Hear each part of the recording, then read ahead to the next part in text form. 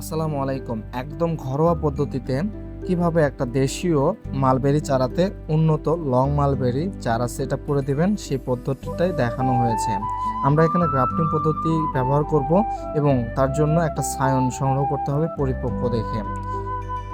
এই সায়নটি আমরা আস্তে আস্তে এই যে দেশীয় যে রুট সেখানে সেটআপ করে দেব।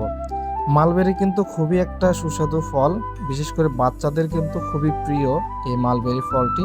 তাই আপনার বাড়িতে যদি একটা দেশীয় রুট থাকে বা দেশীয় গাছ থাকে সেখানে কিন্তু এই পদ্ধতি ব্যবহার করে আপনারা উন্নত বা লং মালবেরি চারা পেতে পারেন এবং গ্রাফটিং পদ্ধতিতে খুব দ্রুত ফল আসে। আপনারা দেখতে পাচ্ছেন কিভাবে আমি ধারটা কেটে নিলাম, খুব সাবধানে আমরা কেটে নিয়েছি এবং সায়নটাও কিন্তু খুব সাবধানে কেটে নিচ্ছি।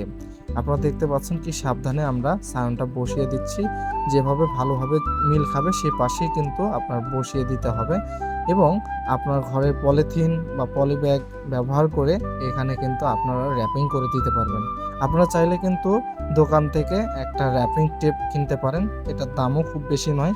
আপনারা চাইলেই কিন্তু এটা সংগ্রহ করতে পারবেন এবং আমি এগুলো পেঁচিয়ে দিয়ে রুটটাকে সুন্দর করে বেঁধে দিয়ে আমাদের কিন্তু গ্রাফটিং এখানে এইভাবেই কিন্তু শেষ হচ্ছে।